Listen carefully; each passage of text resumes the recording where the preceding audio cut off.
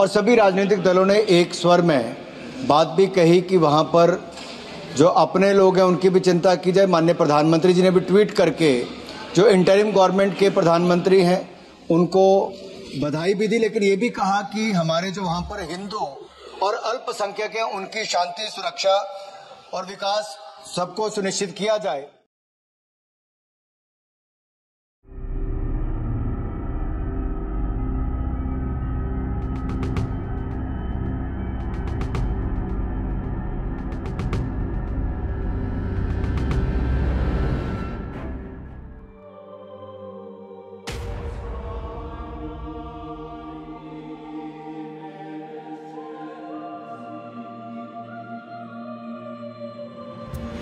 যখন ৩৮০ বছর পর কাশীর বিশ্বনাথ মন্দিরের গুপ্ত ঘরের দরজা খোলা হয়েছিল, তারপর যা দেখা গেল তা দেখে সবাই আঁতকে ওঠে।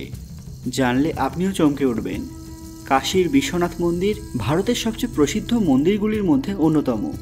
এখানকার এক এমন ঘটনা আপনাদের সামনে তুলে ধরব যা সবার জানা দরকার। তার আগে মহাদেবের প্রকৃত ভক্তরা কমেন্টে হর হর মহাদেব লিখবেন এবং আমাদের চ্যানেলটি অবশ্যই সাবস্ক্রাইব করে নেবেন। সকলকে পুরাণ কথা নতুন একটি ভিডিওতে স্বাগত। আজকে আপনারা জানবেন কাশীর বিশ্বনাথ মন্দিরের গুপ্ত দুয়ার। এই ঘটনার সূত্রপাত উত্তরপ্রদেশের লখনৌ শহরে, যেখানকার এক ছাত্র ল পড়ার জন্য প্রস্তুতি নিয়েছিল। ছেলেবেলা থেকেই তার উকিল হওয়ার স্বপ্ন ছিল। সে এক অনন্য শিবভক্ত ছিল এবং নিজের মতো করে সত্যতা খুঁজতে চেয়েছিল। সে প্রথমে কাশীর বাবা বিশ্বনাথ ধামে এসে পৌঁছয়। সে বাবা বিশ্বনাথের খুব ভালোভাবে দর্শন লাভ করে, কিন্তু সেদিন ওখানে প্রচণ্ড ভিড় হয়েছিল। সেই সময় সুরক্ষা কর্মীরা তাকে বাইরে বের করার পরিবর্তে ভেতরে একটি গোপন জায়গায় ঠেলে দেয়। সুযোগ পেয়ে ওই ছাত্রটি মন্দিরকে এক্সপ্লোর করার সিদ্ধান্ত নেয়। ওই জায়গাটি খুবই রহস্যময় ছিল এবং সেখানে হিন্দু ধর্মের বিভিন্ন প্রতীক চিহ্ন আঁকা ছিল। সে দেখল দেওয়ালে ত্রিশূলের চিহ্ন আছে, পান পাতার ছবি আছে, পাশাপাশি কলস বানানো আছে। সে আস্তে আস্তে এগিয়ে যাচ্ছিল। হঠাৎ সে একটি গুপ্ত ঘর দেখতে পায়, যেন এই জায়গাটি বহু বছর ধরে বন্ধ রাখা হয়েছে। ওই ছেলেটি জানতে চাইছিল যে ওই রহস্যময় দরজার পেছনে কি রয়েছে, আর নিজেকে আটকাতে পারল না।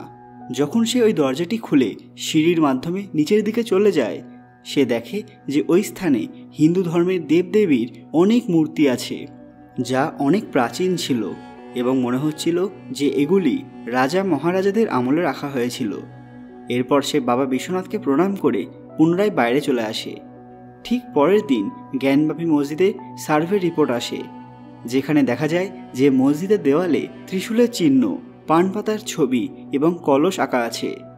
এর সাথে থাকতে পারে একটি গুপ্ত ঘর, যেখানে হিন্দু ধর্মের দেবদেবীদের মূর্তিও থাকতে পারে। ছেলেটি ঠিক এইরকম চিত্রই দেখতে পেয়েছিল কাশীর বিশ্বনাথ মন্দিরে। আর এই একই ছবি জ্ঞানবাপী মসজিদে কিভাবে থাকতে পারে? তখন সে একটা ব্যাপারে নিশ্চিত হয়ে যায় যে জ্ঞানবাপী মসজিদ আসলে একটি মন্দির ছিল। আজ থেকে প্রায় 350 বছর আগে ঔরঙ্গজেব এই মন্দিরকে ভাঙা করিয়েছিলেন এবং সেই মন্দিরের অবশেষ দিয়ে একই স্থানে মসজিদে নির্মাণ করিয়েছিলেন এবং তার নাম রেখেছিলেন জ্ঞানবাপী মসজিদ। কিন্তু বর্তমান সময়েও ওই মন্দিরের অবশেষ, ফাউন্ডেশন, কলাম ইত্যাদি দেখতে পাওয়া যায়। জানা যায় ঔরঙ্গজেব কাশীর বিশ্বনাথ মন্দিরকেও ধ্বংস করতে গিয়েছিলেন। এই জ্ঞানবাপী মামলা নিয়ে প্রথম পিটিশন ফাইল করা হয়েছিল 1991 সালে। এই ঘটনা নিয়ে আপনাদের কি মতামত সেটা অবশ্যই কমেন্ট বক্সে জানাবেন। প্রকৃত শিব ভক্তরা কমেন্ট বক্সে অবশ্যই হর হর মহাদেব লিখবেন। আজকের ভিডিওটি বিন্দুমাত্র ভালো লাগলে লাইক করবেন এবং সবার সাথে শেয়ার করবেন। আরও এরকম অজানা তথ্য পেতে পুরাণ কথা অফিসিয়াল চ্যানেলটি মনে করে সাবস্ক্রাইব করে নেবেন। খুব তাড়াতাড়ি ফিরে আসবো নতুন একটি দরকারি ভিডিও নিয়ে। ততক্ষণ আপনারা এই ভিডিওগুলি দেখতে পারেন। ধন্যবাদ।